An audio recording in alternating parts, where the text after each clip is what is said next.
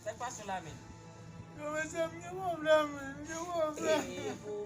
E ba se lu ke problem nan peyi an nou fe. Ki problem ou gen men? Ki problem? Gade fe figi mizya. Le mizya la. Fò yon fè de let la mou se. La mou. Se gen la. Yo, So gen men pale nou. Gen 2 ans, on va rekap manje mnan kem men.